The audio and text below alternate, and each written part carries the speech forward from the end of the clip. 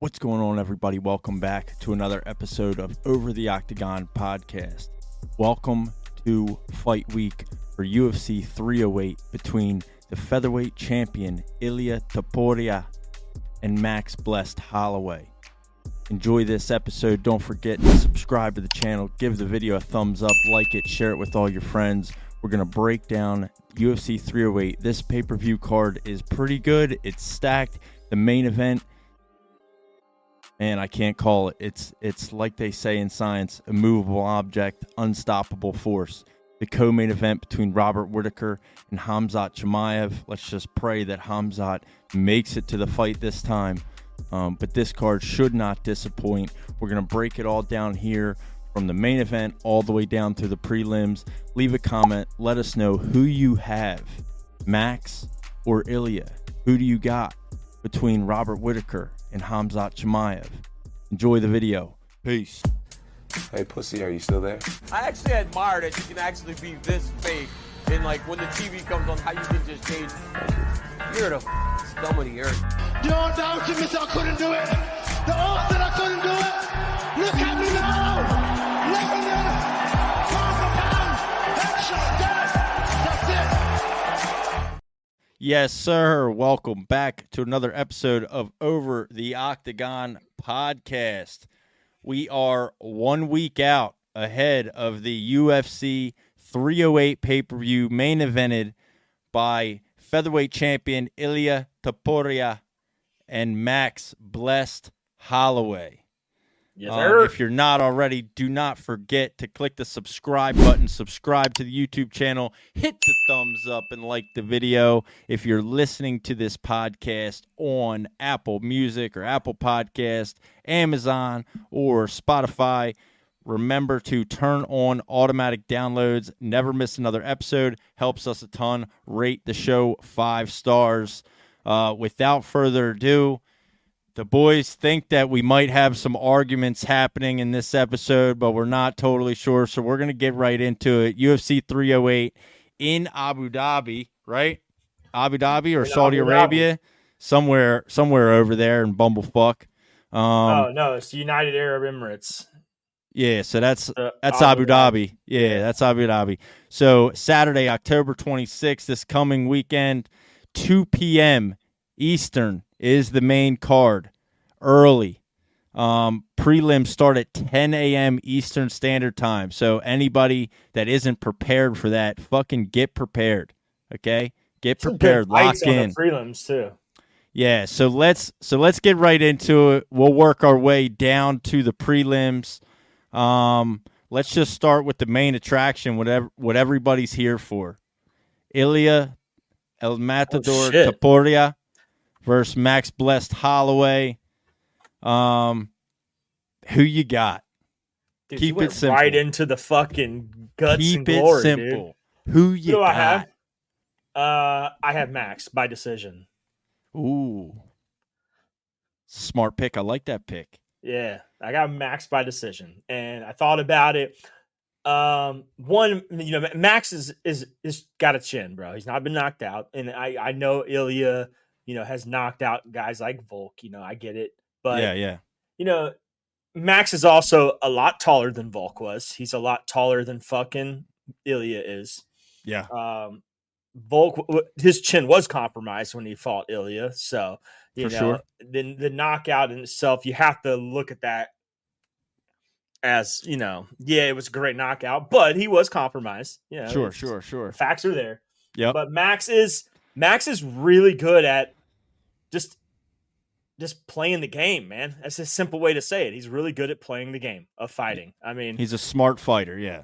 Yeah, he'll avoid getting taken down, even if he does stand and strike. I think Ilia has a tough enough chin to withstand, 5 rounds with Max. Yeah. Because I know his hasn't been truly tested really that much either, and when it has, he recovered pretty well. Yeah. So I mean, I do like Max's veteran experience in big fights like this to kind of like give him the advantage, even though I know Ilia's stardom is there. I mean, he's great. We know this. But we really don't know the legitimacy of it because he didn't really fight the Volkanovski that beat Max Holloway 3 times. You know what I'm saying? Sure. So, I mean, does he have a punching chance? Does he have a chance to even dominate Max? Absolutely. I mean, he's clearly the champion for a reason, and his striking is top notch. But I do feel like the veteran mind of Max is going to give him the advantage and the edge to kind of win this fight. Do you think that, Topuria's grappling obviously is very good also? He submitted Bryce Mitchell. Sure. Do you think that Topuria's grappling comes into play at all in this fight? Or do you think Max, keeps it stand? Like, where do you see that kind of that part of MMA factoring in here? I mean, it's not like Max is really like he's fought. He's fought guys who have decent grappling. Sure, yeah. I mean, Volk's a good grappler. I mean, there's plenty of guys he's fought. I mean, he has fought a lot of elite, strikers throughout his career, though. Which, like I said, this is one where if you want to be the best striker, you got to be the best striker against a guy like Ilia. It's like you can't go in there and not be the best version of you. You're going to get knocked out. Sure. So I think though, if Max. I think Ilia is going to actually be forced to almost use his grappling advantage to win the fight if he wants to. I don't think it is a smart idea to stand up and try to masterclass a guy like Max Holloway standing up. Yeah, right. And I agree. I mean, especially after watching the Gaethje fight, right, where Max was such a huge underdog. Yeah. Or seemingly an underdog. People didn't really pick him to stand a chance. And he really just picked him apart for 5 rounds. Yeah. Like, everybody talks about that last 10 seconds because of how incredible that was. Yeah. Like, that's an all-time great moment, UFC moment. But Max was winning that fight 4 rounds. 5 rounds to 0. Because he was winning the 5th round, too. Yeah. He was running around 5 rounds to 0. He picked him apart, man. So, yeah, it just shows you, like, I do think, because Max has been around in the UFC for so long, people don't realize that he's only 32 years old. Like, he's in his prime, right? So I will agree with you. I will agree with you that I think Max's experience in huge fights, big moments, and against the best competition in the UFC for as long as he's been doing it plays a factor. For sure. Currently they have Topuria as the favorite. Yeah. A heavy favorite at that. Yeah, minus 218, plus 180. It's close, but that he's a favorite. I mean, I don't know that I feel like it should be pretty even money here. Yeah. Even if you're a betting man or you're looking for a bet out there at plus money, I do think, even as an Ilia fan, like I do think it's worth throwing money on Max at plus money. Yeah, like I think the line shifts a little. I do think closer to the fight, I think it does become a pretty even odds fight. I think money will start coming in on Max just based on, one, if you weren't really a big fan of MMA and you just happened to watch UFC 300 because of how big it was of an event, there are people out there who only watch like, for sure, big one event maybe a year, Yeah. So to be the one that you may have picked that one to win and then see Max Holloway win, you hear that name again, you're going to want to tune in. Yeah, absolutely. Especially after what he did. He really leveled up. Very much. Yeah, he really leveled up after that fight. And Ilia, I don't know that. Yeah, there probably are a good amount of people in the casual fan base that may not know a lot about him. Exactly. I've been a big proponent on the show of being a Ilia fan and supporter, and I think he's incredible. I think he's great. And I ain't no bitch. Let's make that clear. I ain't no bitch. And I'm not backing down now. We're not going against our word, and we ain't changing stances. So what I've always said is what I'm going to say again, and people aren't going to like it, and I don't give a fuck. Because we ain't no bitch, dude. This is Over the Octagon, okay? We call it like it is here. This is the official degenerate podcast of MMA. This is real. This is podcast by fans for the fans, okay? This is legit. All right, this ain't spinning back fuck. Okay, this ain't This fucking ain't suck off MMA junkie. popular. This ain't stupid. Ariel Noswani. This ain't none of that stupid shit. Okay, call it like it is here, and I'm gonna call it like it is, and say, I see this fight playing out one of two ways. I think Topuria wins a decision, or Topuria submits Max Holloway. That's what I think. I think Topuria has a very good chance to do what he did against Volk. The problem's going to be that if he can't put him down and he gives up too many rounds, in that fight against Volk, he lost the first round. Sure.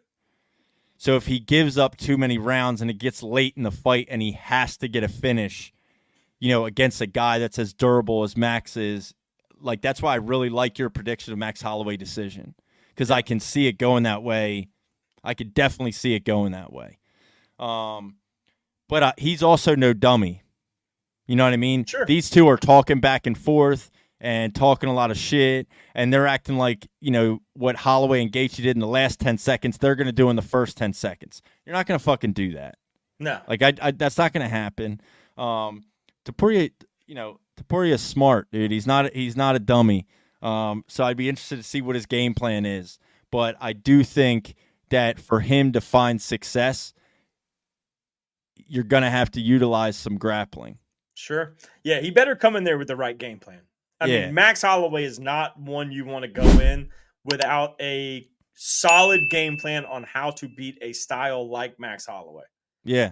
Well, and I think you have to watch those Volk fights. Yeah. Right? You got to watch those Volk fights, and I do think we're seeing a different Max Holloway than we saw then. Sure. But you have to watch those Volk fights and learn from that and take some stuff from that.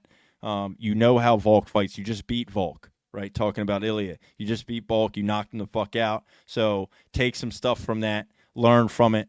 But, again, I haven't ever gone back on my word. The fact that we both see it going to decision, this tells you how much we've truly looked into this fight, because I really feel like it could go 5 rounds. Yeah, it's tough for me to, like when I predicted Ilia knocking out Volk, that wasn't very far fetched at the time. I did have a way too early prediction. Obviously, that was before the head kick knockout and all that. But truthfully, that seemed way more plausible to me than this does. Like, Max Holloway has, regardless of what anybody says, he has been knocked down. He has been rocked. He has been knocked down. They haven't credited anybody with the knockdown on Max Holloway, but he has been knocked down. But he's never been knocked out. His durability is one of his greatest assets and his greatest traits, right?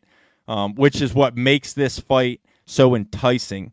It's the matchups, right? Styles make matchups. You have a guy that's an incredible boxer and power puncher in Ilia against a guy with incredible striking and boxing that is ridiculously durable in Max Holloway. Yeah. So it's almost like, what do they call that? Irresistible force, immovable object, unstoppable force versus an immovable object. Yep. That's really how I see this fight. Yeah. That's some fucking. You can even that's go some back physics. And that's some physics shit for you idiots.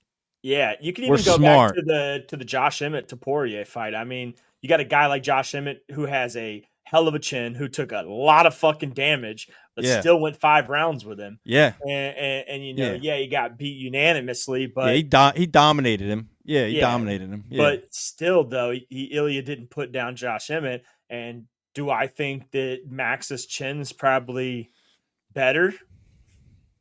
I'd say so. Yeah. I mean, at the end of the day, it's like Ilia's only went to 5 rounds once. Right. Max has gone 5 rounds more than 5 times. Yeah. So that's going to be another factor that we're talking about. Even we talk about game plan, we talk about durability versus power, cardio. Yeah. Right? Does Ilia's cardio is he able to go in a 5-round war with Max Holloway? I mean, that's literally Max Holloway has gone 5 rounds, probably fucking. It's because of his durability that he's able to do that, right? 3/4 of his fights have gone to decision or 5 rounds. Yeah, right, absolutely. So it's it's tough. I mean, he's got 26 wins, he's got 14 finishes, Max Holloway, right? So you have, most of your wins are by decision. His losses, some of his losses by decision as well. All of his losses against Volker by decision. Yep. Right.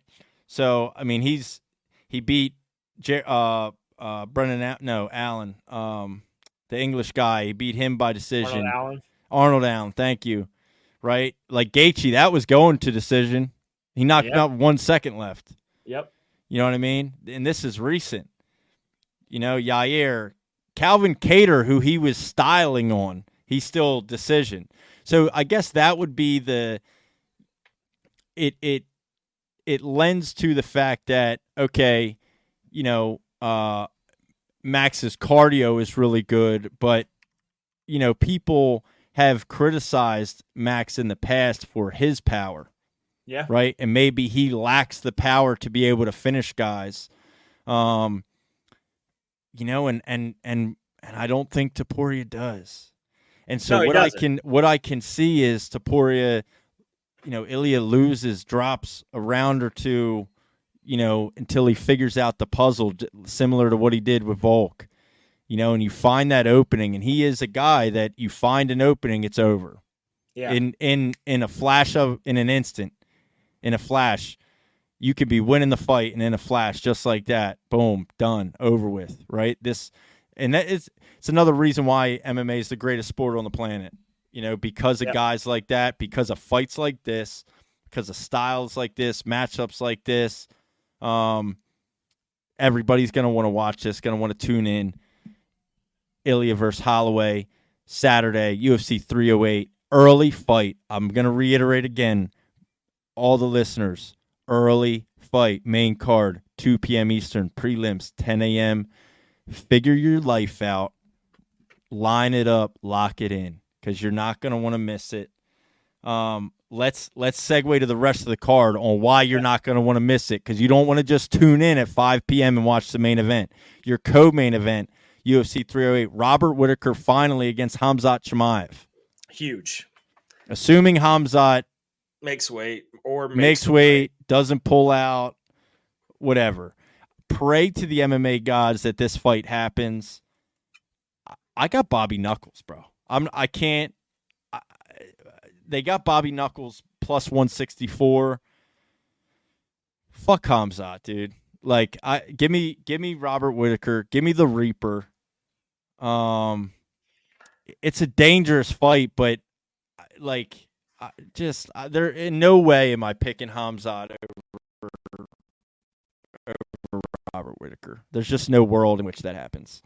I would love to disagree, or I would love to agree with you. But However, you disagree? I do disagree. You think the wrestling's too much? You think he gets him down, holds him down, crotch sniffs his ass? Dude, I think Khamzat is about to come out like a fucking bullet, and I know that Robert Whittaker's path to victory is going to be by catching him, knocking him out, connecting big shots. Like I just think if Khamzat is able to even clinch or grapple or get him to the ground, he's like Robert Whittaker's not going to be able to. Yeah. To beat him. This is a big. Khamzat has got a lot to prove in this fight too. I mean, he's if he loses this fight, I'm not going to lie. If he loses this fight, his credibility drops. Tremendously. Yeah, too many missing weight, too much pulling out. He's sick. He's this, he's that, whatever. I mean, there was a realistic thought that, we may never see the guy fight again after he pulled out over the summer when this fight was supposed to happen, right? Like that was a legitimate concern of a lot of people. So, I mean, but either way, this fight has huge middleweight implications for a title fight. Obviously, we are expecting Dricus du Plessis to defend his belt against Sean Strickland. We kind of talked about this last night, timeline-wise, maybe January again for those two. Yep. So you would think that even Hamzat being 12, I really think like there's a weird way in which like if Hamzat wins this fight, he finds himself with a title opportunity. Absolutely. No, this is his title. Like, this is his chance to get the title shot. Yeah. Whether it's between DDP or Sean Strickland, which I personally like. I would love to see DDP Chimaev just as much as I would love to see Strickland Chimaev. But I think that the way DDP is going right now, his style of fighting would pair so well with Hamzat Chimaev's. Well, and truthfully, I mean, I don't know if you'd agree or disagree with this, and anybody that's watching, please comment. Let me know what you think. But my opinion, DDP has a style that's way more favorable with a matchup against Hamzat than I think Strickland does. Yeah, like I think Strickland would struggle with Hamzat. I agree. Like Strickland is the type of weirdo to bring in a fucking guy who like a pressure guy in his camp who's just going to come at him and just nonstop shoot doubles while he's sparring him. Like I could see Strickland doing some weird shit like that and then learning how to defend an aggressive takedown. Yeah, I mean he's fought wrestlers before, he's beat wrestlers before, but Hamzat has shown he's kind of a different animal. But yeah, man, I don't know. I think Hamzat has a slight edge in this one, Slim. But again, this could be another veteran. Yeah, like Robert Whitaker looked great against Paulo Costa. Yeah, looked great. Yeah, and Ikram. I mean, he fucking knocked Ikram out, dude. Yep. You know that a lot of people were really high on Ikram, but the Reaper showed there's levels, man. So it could be we see that again, or Hamzat proves that. You know what I mean? Proves that he is exactly what everybody thinks he is. The odds are right in this fight. You think? Okay. Yeah, it just seems so disrespectful to me to put some of these guys as underdogs. I mean, it doesn't to me simply because, like, Hamzat Chimaev has literally, since he got into the UFC, been a guy who – and you got to think this is also his – this is his place. This is his home. Yeah, it's like this is a home fight for him. Every time he fights, it's in his home, right? Because he can't fight in America. You know what I'm saying? Yeah. So then we have your next fight, which I think is kind of a tip of the cap to Dan Ige for coming in and fighting Diego Lopez and saving the card. Dan Ige finds himself on the main card of this fight against number 12 ranked Lerone Murphy. Obviously. This one doesn't have title implications. Tell you what, though, it has definitely fucking fight of the night implications, though. Yeah, I agree. Crap. Yeah, I agree. Now, listen, Lerone Murphy last 3 wins by decision, but Dan Ige, Diego Lopez went to decision, but that was a awesome fight. I agree with you. Fight of the night. This could be a scrap. This is one of those underrated, kind of flying under the radar fights on this card that people probably aren't talking about, right? Because you have, your next fight, Magomed and Alexander Rakic. That's a title. That could be a title eliminator fight. You have Shara Bullet, the first fight on the main card. Like his popularity and everybody, how crazy this guy is, and the one eye and all this shit, and I really think the fight that's flying under the radar, underrated fight on the main card is this Dan Ige one. And Dan Ige's a stud, dude. I hope he gets everything he wants in life. Sure. I mean, to do what he did, against Diego Lopez on hours' notice, 6 hours' notice, it's just unheard of. Dude's a savage, a fucking animal. Yeah, I like it. I like this fight. Then we have Magomed Ankalaev, Alexander Rakic. A lot of people were thinking that, Magomed should have fought for the belt instead of, Khalil Roundtree. And he has this fight booked against Rakic, who's coming off a loss to Yuri. Yep. So it almost it's a weird fight. It's a weird fight to have been made. This is going to be a great determination of how Magomed is going to do against Alex Pereira. Yeah, I mean, Magomed fought for a belt once, a vacant one, but he fought for a belt once against Jan and came to a fucking draw. Yep. And I think anytime that happens, something like that happens, it's like you get pushed to the back so hard because, dude, you got to think it's a title shot. Like you go out there and you give it everything you've got to win a belt. Yeah. To go to a draw, like right. man. And that was a good call, that draw, because I don't know if you remember that fight, but yeah, like it was kind of like, like this fight deserves to be a draw. Neither guy really like went out there and did what they had to do to definitively win it. Or you know look like a fucking champion, And then Magomed threw a temper tantrum after it, and that left a really bad taste in my mouth. I haven't really cared for the guy since that fight against Jan Blachowicz. What was the other fight too? He threw he got into like another little argument. Was it Johnny Walker that they had to reschedule because of an eye poke or whatnot? Yeah, so Johnny Walker, I believe, couldn't continue, but that was the one. Remember where, they asked him where he was, and he said in the desert. In the desert, yeah. Yeah, that was a bad stoppage in my opinion because it was a crazy language barrier that they just like ignored completely. But yeah, I mean, this fight, you would assume the winner of this fight fights for the light heavyweight title against Alex Pereira, barring any significant change as far as, Alex potentially fighting at heavyweight or, something like that. But I would assume that, I don't know. I mean, if Magomed wins, he fights for a title. If Rakic wins, does he fight for a title? Coming off a loss to Yuri, and Alex beat Yuri. Fight Yuri. You run that back. I mean, or do you give him like Jamal Hill? I mean, maybe you give him. I think somebody said this earlier, or I may have saw this somewhere, but I like Khalil Roundtree versus Jamal Hill. I agree. Totally agree. I like the winner of this fight. If it's Magomed, title shot. If it's Rakic, you run Rakic Yuri back because Rakic was beating Yuri. He was, yeah. Yuri's such a weirdo.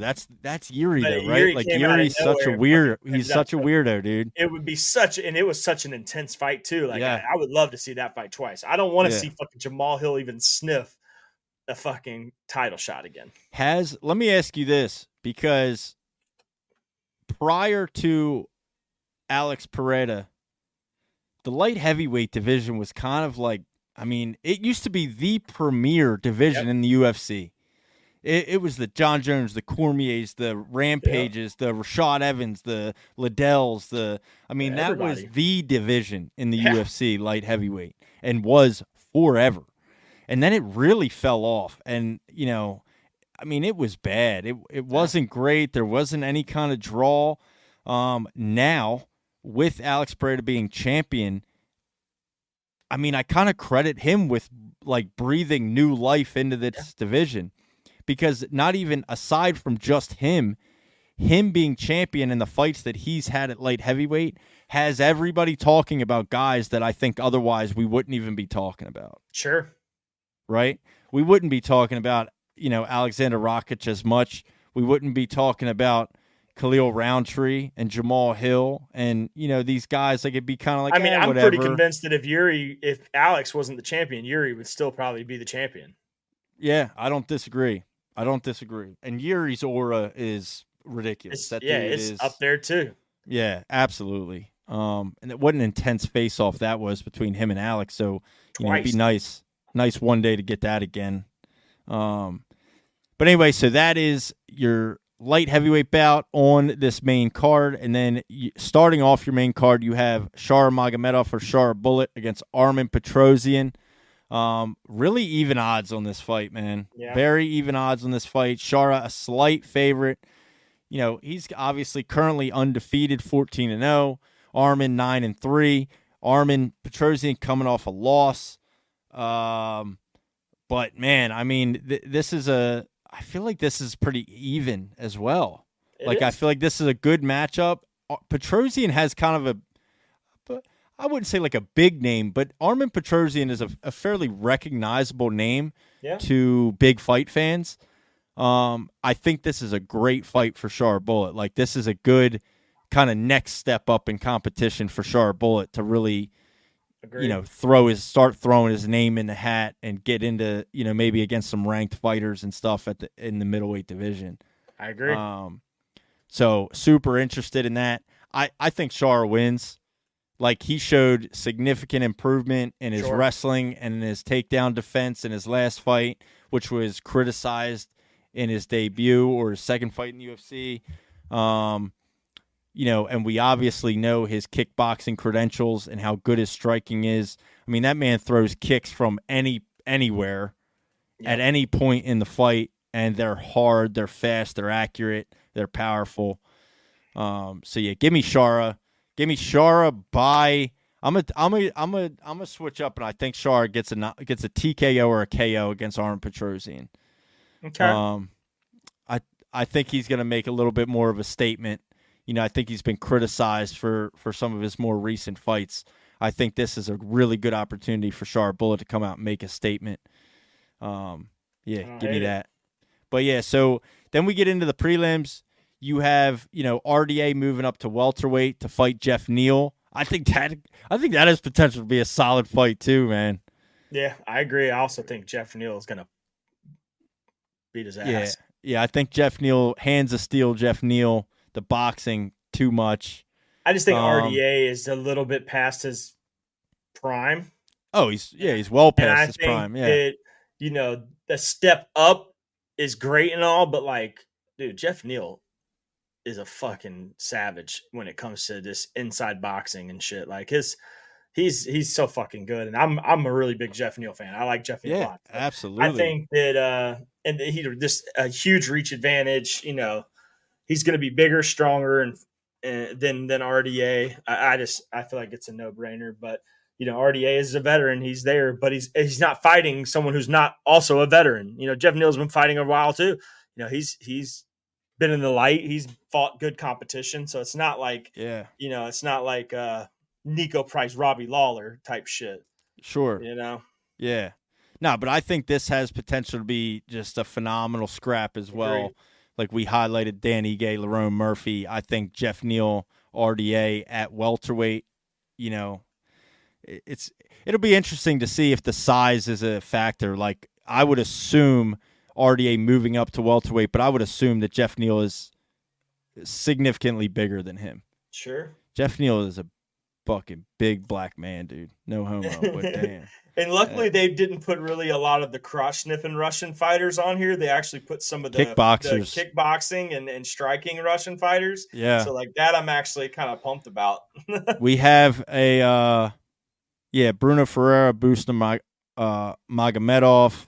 Man, it's so crazy. Saeed Nurmagomedov, Daniel Santos, Matus Rebecki, Oralbai. A lot of these names I'm not even going to be able to say. But a lot of these guys, if you are a fan of the sport, even a casual fan of the sport, and you're not sure of these names, a lot of these guys very often find themselves in incredibly exciting fights. Yep. Just ridiculous. Justin Tafa also on this fighting the number 4. He's actually out. Oh, he is out. That's right. I'm sorry. Yeah, so Chris Barnett is fighting. That's Kennedy right. That's right. They switched. That's right. Yep. Okay. Correct. You're right about that. So, I hope Chris Barnett gets one of his little front flip lands on his butt things. I know you don't like it, even though you're built just like him. Shithead. Fareed Basharat. Corny as shit to me. Fareed Basharat, one of the he's a Pakistani guy, right? Afghanistan. Him and his brother are both on the UFC roster. Victor Hugo. I think that Fareed Basharat, the Basharat brothers, both of them are they both always throw hands. Or is one lost? Nah, one has lost. I think his brother has lost. But either way, both of them always come to scrap, dude. Fareed is a decent-sized favorite in this fight. And then, we're getting down to it. Bruno Silva, we talked about that. Ruziboev. So, Nursultan Ruziboev, believe it or not, I just saw recently in Wilmington, Delaware at a Muay Thai event. Shout out Sean Subert. Shout out Red Seal Muay Thai. Shout out Kevin Gonzalo. But Ruziboev is from Uzbekistan. Mm-hmm. So a lot of the champion in the main event in the professional kickboxing fight that night was from Uzbekistan. So there was a large group of them there, and I did happen to notice Ruziboev was in attendance at a kickboxing Muay Thai event in Wilmington, Delaware a few weeks ago. That's crazy. I will say this, brother, welterweight, 170, he's fucking huge. Yeah. He's huge. He's like, what does this have his height listed as? Yeah, 6'5". He's my height. That's what I was going to say. 6'5", 170? Yeah, but he's bigger. Right? Fuck yeah, he's bigger. He's cutting to 170, dude. I bet you he fights every bit of 200. Really? At least a few weeks ago. He is not small. He's my height. But, like, obviously I'm thin. He does not look thin to be fighting at 170. 170 is what I would, like that's my weight, whatever. But, nah, bro. That dude it's a big dude. But he's an underdog in this fight. But, obviously, he has incredible kickboxing as well. So, to your point, I agree. Like, they definitely, they definitely kind of, they put the good Russians in.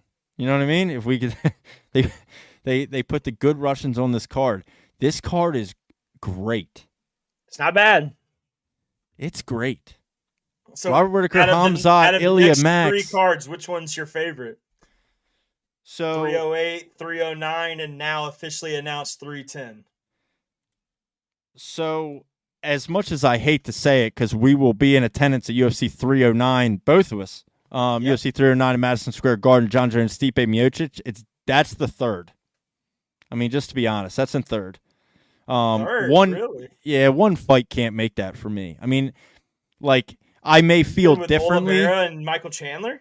Right, that's a great, Didn't you're right. A legend like Charles Oliveira in there? I might feel differently November 17th. November 17th, I may feel differently after watching it live. I may say, let's say John Jones retires and we watch. I mean, really, like it'd be like, in my opinion, it's like going to Kobe's last game at the Staples Center where he put up 60, right? Like, I mean, if we're in attendance for a moment like that, I may feel differently.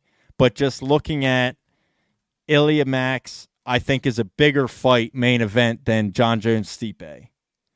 And then, then you have 310, which is we just talked about last week that when it got announced, and we'll talk about soon when it gets closer to that in December. Bilal and Shavkat. Going to be great. I am definitely looking forward to, as far as main events go, Ilia and Max more than watching a Bilal main event and watching John Jones fight a retired old man. I'm just going to call it what it is. It's going to be good. It's still going to be good. Don't get me wrong, whatever. But, I mean, just call it what it is, right? Like, Max is in his prime. Ilya's the champion. I mean, we just went through that whole thing. Like, I mean, I just think this fight, and I would never put Bilal over Ilia or Max because I'm not a fucking bitch. Like, what? I'm not John Anik. I'm not a deriding Bilal fan that would assume that his fight will be more entertaining than watching Ilia and Max. Sure. So as far as the next 3 cards, give me that one. I want to finish this episode off because we're almost, we've been going for a while today. Yeah, we're about that. But I wanted to finish it off with one conversation topic, and we can just, because it was kind of talked about by a few fighters, and one just happened to include Max Holloway. Okay. I think I know where you're going, but this is great. One night BMF gauntlet. Yes. With Dustin Poirier, Justin Gaethje, Dan Hooker, and Max Holloway. And Dana White said he likes it. Never thought about it, but I like it. Yeah. How would that be one of the craziest things that the UFC has ever done in regards to just putting something together? I mean, granted, that's kind of how the UFC started, was like tournament style. You remember like Pride Grand Prix, right? Like, like it was similar to that. You had these one night tournaments. This is something that's been done before. It has not been done in this modern era of MMA. No. I don't know if it would be possible. Like, you're telling me that Dan Hooker, looking the way that he's looked after his last couple fights, if he were to get the nod and get a win, is going to be able to come back out again and fight a dude like fucking Justin Gaethje. It's like, how would you do it? Could you do it all in one night? I don't know if you could do it all in one night. I don't think you could do it all in one night. Like, I feel like you'd have to be like, okay, this is for the BMF title. Yeah, we'll do it tournament style, but it's like back-to-back back-to-back pay-per-views. Here's the reality. Right. Here's the reality. One, yes, give me this. Inject this into my veins. Fucking give it to me, right? I claim that we're by the fans, for the fans, so my official stance on this is fuck yeah. I'm all in on this idea. I think oh my God, dude, it would be incredible.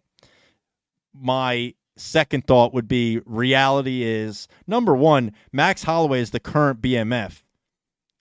So Max Holloway just has to lay up that belt and participate in this tournament. Yeah. He doesn't actually like just defend the belt. It's like, no, you're not really BMF. You have to actually win this tournament, then you're BMF again. I feel like that's kind of like weird. Like, what if they brought in another person though, and then like two fight, winner of that fight, winner of then that fight Max Holloway? Yeah, I mean, that's interesting. I like that. Okay, now the question is, who is your fourth? Who do you bring in? Do you bring up past, say, Nate Diaz, or do you bring up past Jorge Masvidal return? Jorge Masvidal did hint a return to the UFC in February recently, but I don't think either one of those guys are good enough anymore to compete, especially in that crowd, like the Poiriers, the Gaethjes. I mean, I don't know. I think you kind of stick with what you got in this fan favorite thing. I think you could also, you maybe pull a smaller 170 down, right? Like you could look at doing some stuff like that, pull a bigger 145 up. You got to start. BMF isn't a one weight class thing. We've seen that now with Max obviously taking it, but we got to start kind of crossing lines here a little bit to make it legitimate. Like, or what if you pulled in Conor McGregor? Yeah, I mean, yeah, right. I that'll never happen, but yeah, I mean, it's interesting. It's definitely interesting. I don't know. I just don't think that the reality of this is really ever possible, and I don't know if an athletic commission would ever sanction these fights. Because how could you?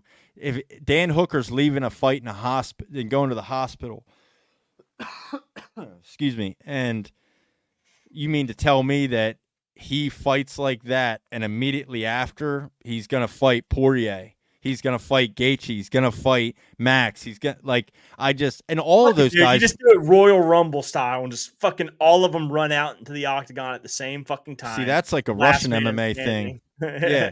I mean, I just, like I said, as a fan of an appreciator of the sport, as a watcher, I mean, we watch everything. Would I love for this? Of course. Do I think it's likely to actually be possible? I just don't see. I don't see how you can have a guy come back out with his face already all fucked up, concussed. Like, you know what I mean? Like, I don't know. I don't think it ever happens, but it would be cool. It would be amazing. It would be one of the greatest moments in UFC history. It'd be one of the coolest things they've ever done. Maybe they do it in Abu Dhabi. You do it somewhere where, like, they let it happen. Right? Well, like, they let Char Bullet fight with one eye. I got an even better idea, and this is going to sound crazy, but this is something how they could implement something like this. Yeah. Because they don't have this right now, and I have a feeling they're going to end up having this belt eventually. 165? No, but you're going to hate that I'm saying this, but a women's BMF. Mm. Yeah. But you implement it on the same night as you do the fucking so what if you do like a you do an entire event surrounded by the BMF? Yeah, that's what I'm saying. Like an entire event around it, and you almost have it like gauntlet style for the both. Yeah, I mean, I think I don't know the legality of it. Or I don't know. Or the winner becomes the 165. Like they do it at 165, and then Yeah, I don't know becomes I don't know the the legality of it. I don't know how how athletic commissions work with stuff like that. There's so many holes in it, but it would be awesome. And maybe like they let Sharp Bullet fight with one eye, dude. It's true.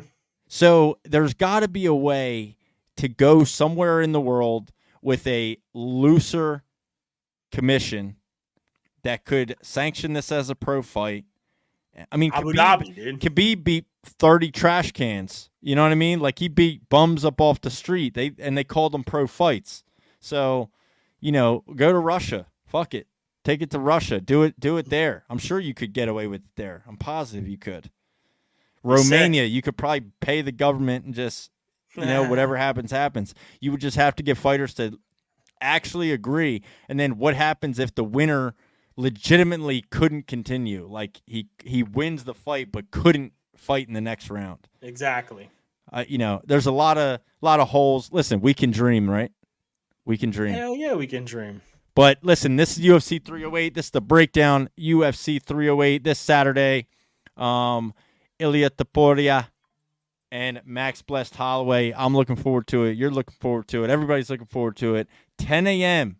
prelims, 2 p.m. main card. Don't forget it. Oh shit! With that, man,